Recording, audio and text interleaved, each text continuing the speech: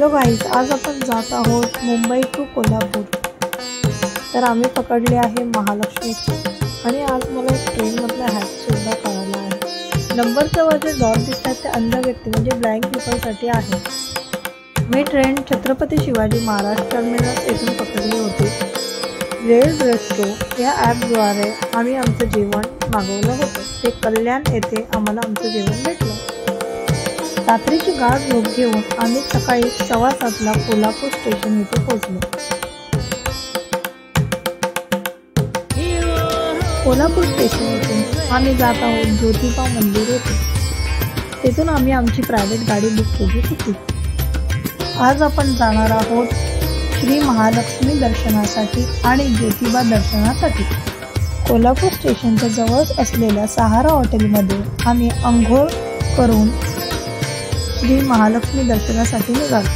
प्रथम दर्शन आपण घेणार आहोत आमचे कुलदैवत श्री ज्योतिबा मंदिर येथे।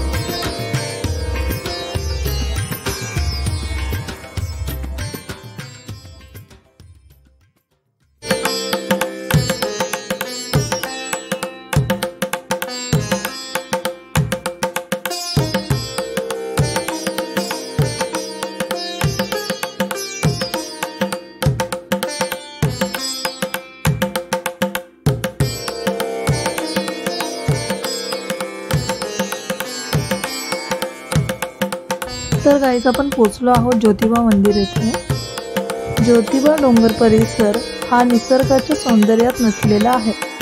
कोल्हापूर जिल्ह्याच्या वैभवात मोलाची भर घालणाऱ्या या तीर्थक्षेत्र वाडी रत्नागिरी हे नाव प्रचलित आहे। ज्योतिबा हे देवस्थान हे कोल्हापूरच्या वायव्येस 17.5 किलोमीटरवर आहे। कोल्हापूर स्टेशनवरून ज्योतिबा डोंगरावर येण्यासाठी बस आणि ऑटो सुद्धा अवेलेबल आहे। डोंगरावरील वातावरण खूप प्रसन्नदायक असते। येथे भाविक आपल्या लाडक्या ज्योतिबाच्या दर्शनाला येतात। ज्योतिबा देवाची कहाणी अशी आहे की कोल्हापूरच्या श्री महालक्ष्मी सहाय्य करण्यासाठी ज्योतिबा हिमालयातून दक्षिणेत आला अशी कथा केदार विजयात लिहिलेली आहे। ज्योतिबा हे ज्योतिर्लिंग नावाने प्रसिद्ध आहे। ज्योतिबाची मूर्ती चतुर्भुज हातात खड्ग, डमरू, त्रिशूळ आणि अमृत पात्र या आयुधांसह आहे।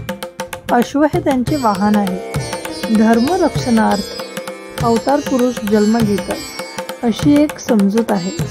ज्योतिबाच्या मागे अशीच एक पार्श्वभूमी आहे। नस्तूर आणि कोल्हासूर या राक्षसांनी अनाचार सुरू केले। निवासिनीला या दैत्यांचा त्रास होत असे, म्हणून महालक्ष्मीने केदारनाथाचा धावा केला।